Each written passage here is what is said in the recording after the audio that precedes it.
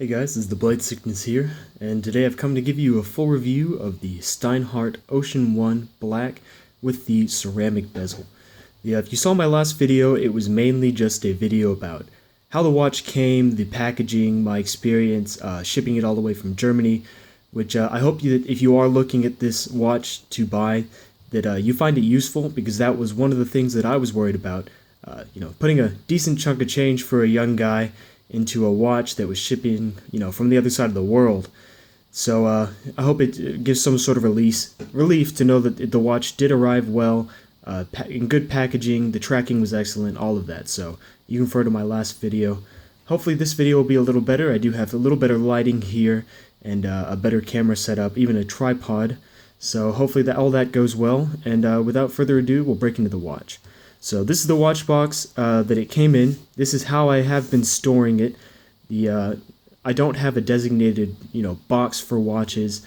I also do not have a winder that you can see for some mechanical watches. But I do wear this watch pretty much every day, if not any other day. And the power reserve on the watch has been such that I have not had to reset it.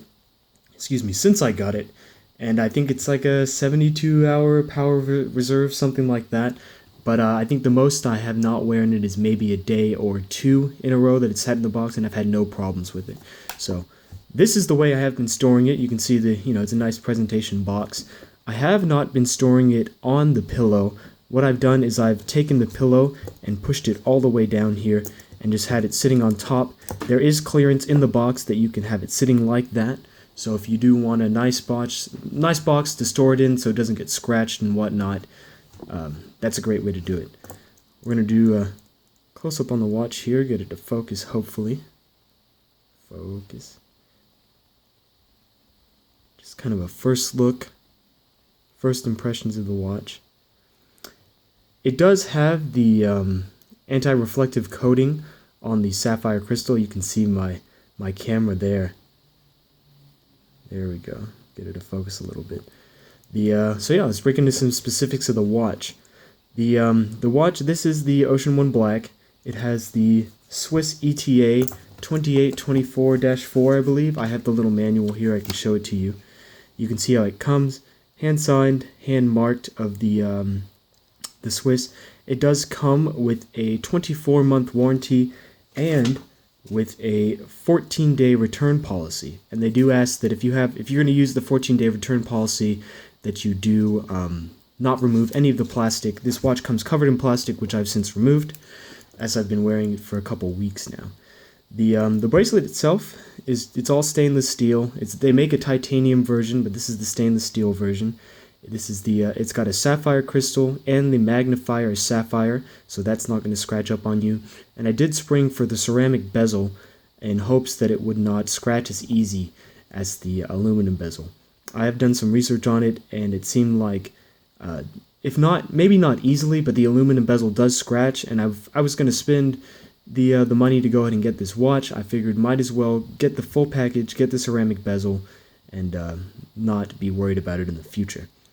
So it is an automatic watch. This is my first automatic watch, first Swiss watch, and it's been very different. Throughout the video, I'm going to compare it kind of to this old Seiko here. This is just a Seiko Solar. It's a quartz movement, and it's been my watch that I've worn for 4 or 5 years now. You can see it's got some nice scratches and whatnot on it, but this is representation of watch that's maybe $100, $150 you're going to buy at your local department store. As this, we know the price range. This one I picked up from maybe about $400, the US, and that depends on the conversion factor of the euro. If you're on the website ordering, the VAT tax you don't have to worry about in the United States, so it's actually cheaper once you set that you're shipping it to the United States than they show on their website. So that is actually a good thing. As of right now, I haven't had any extra charges of it coming through customs as it entered the United States or anything by FedEx. I'll let you know. I'll do an update if that changes at all.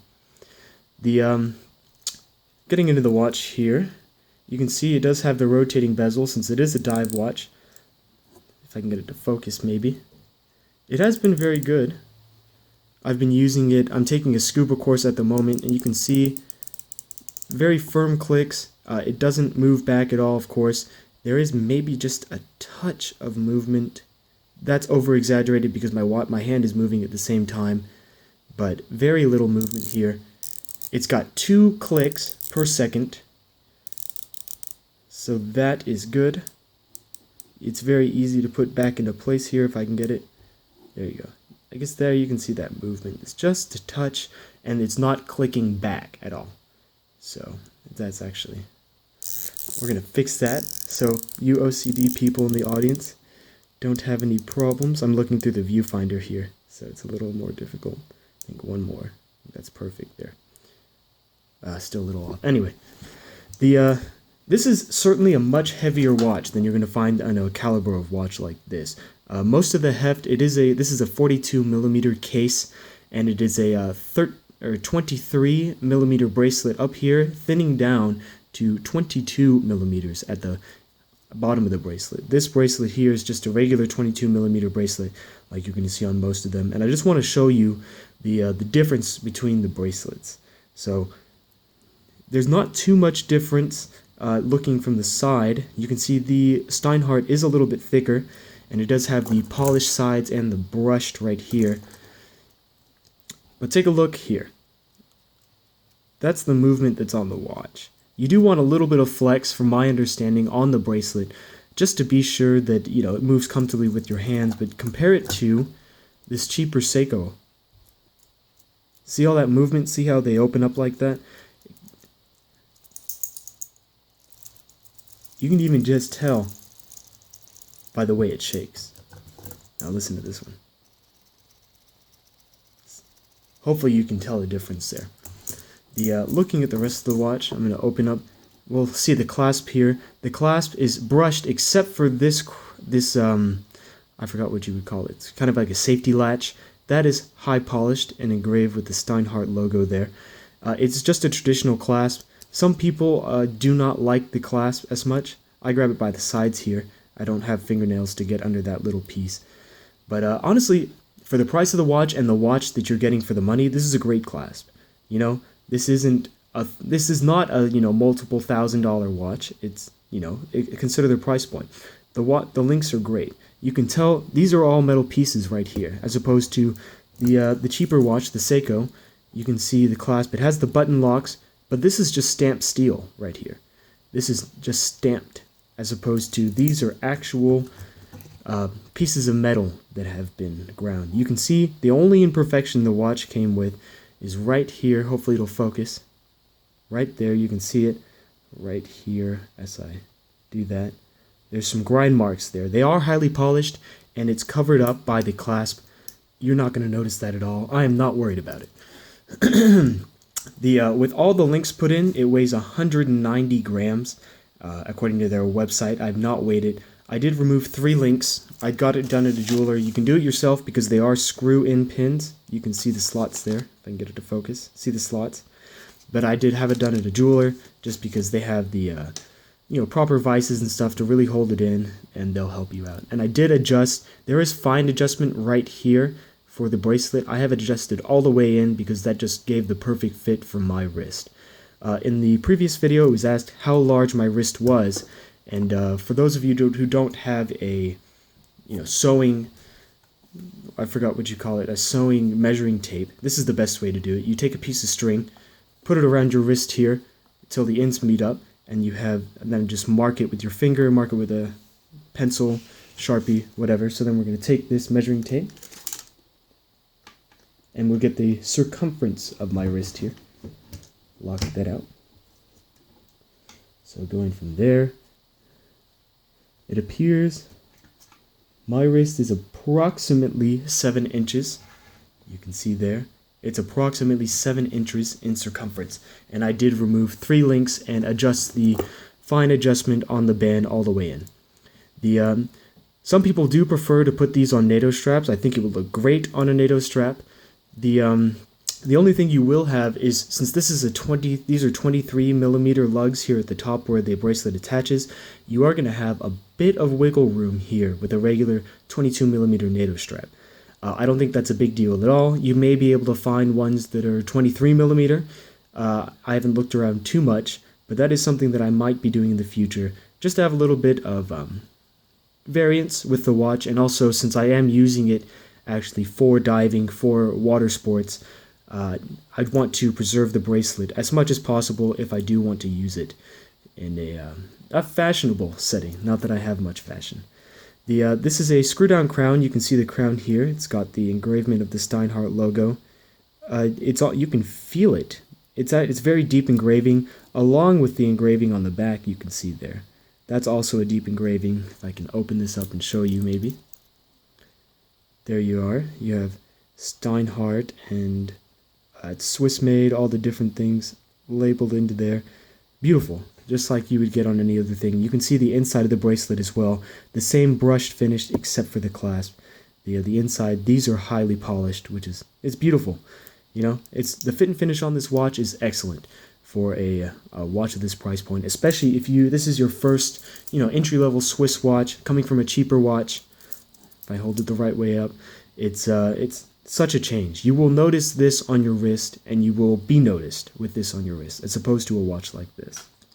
Not to say that I don't wear both of them, because I do. And, even the Timex, cheapo watches you buy at Walmart, they're great watches. The part of being a watch collector is having an appreciation for all watches and their purposes. Let's see. Going back to the watch, this is a screw-down crown. It has great jimping here on the crown, very easy to activate. The threads are very good. I've had no problems with them so far. It pops out once you unthread it completely. Your first click is going to be your date there, and then the second click is your time, and you can see when I did pull that out, it stopped the second hand, and that is called a hacking movement, and since it is a Swiss ETA movement, you have that. I'll push it back in, starts again, so that is a nice feature to have. Some of the lower-end automatics, such as the XKXs and things like that, by Seiko, will not have a hacking movement. You can see I screw it back in, works great. Is that really a big deal? To me, no. But having the Swiss movement in there, I know it's going to be a workhorse. I know it's going to last a while, and getting it for this price point is great. Now, one criticism that will be leveled against this watch quite a bit is that it looks just like a Rolex Submariner. I won't argue it. It is the same exact style. I've had people ask me if it's a Rolex on my wrist. I had a friend that is into watches said that it looked just like a Submariner, and I won't deny it. Some people will claim it's a homage, but honestly, I love the style. I call this, being a young man, this is kind of like the poor man's Rolex, and it's not a copy.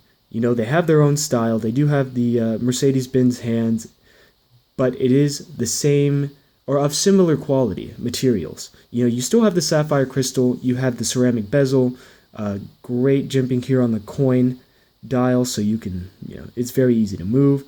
The watch works very well, and it has the looks of a watch that is much more expensive. To me, that is not a bad thing.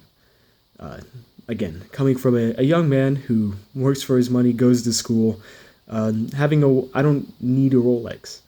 Will I work my way up there, buy watches of that caliber eventually? Sure, why not? But for now, this is a great watch. The functionality of the watch is there, the looks of the watch are there, and over the past couple weeks that I've been wearing it, no problems. That is one thing I did want to mention before I forget, is it's been very scratch resistant so far. I wear this watch to work. I work at a grocery store checking groceries, so I'm always slamming my wrist on the carts that I'm, taking cans out and, doing whatever else needs to be done in this store. I do wear it, and it's been very scratch resistant. It does have maybe one minor scratch here. You can tell. You can hardly even tell. It's right here. There you can see it, just the light. See that minor scratch right there? But overall, it's been very scratch resistant. I've honestly been very impressed because this Seiko I also wore to work, wore it through many different jobs. You can see the crystal is scratched there. Fairly good, and you can also tell the difference. Hopefully. the sapphire crystal has been very resilient so far because I have hit the face, I have hit the bezel, and I've had no problems with it. Also, the stainless steel has been very resilient. So, and you know, at this price point, I'm not afraid to watch. I'm not afraid to wear the watch every day. Being a younger man, I'd be much more worried about scratching a Rolex or doing anything of a higher price watch. So, whether you are young, just getting into watches, maybe having a first Swiss watch, or you're an older person that just wants an everyday watch that isn't a Rolex you can beat on, and not be too worried about it. This is a great choice. Hopefully I answered all your questions in this video. I'm sure I forgot some stuff. If I did, I will add it in the comments. Please do ask questions if you have any concerns or anything that you want answered. I'd be happy to do it. Hopefully you'll be seeing a lot more videos from me in the future. Like I said, new camera, new tripod. Yeah, I'm looking to get my YouTube channel started here, so if you have any video suggestions or questions, I would appreciate it. Definitely comment and subscribe. Be looking forward to more videos from me in the future. So this has been a review again of the Steinhart Ocean One Black, and thanks for watching, guys. Thanks. Blade Sickness out.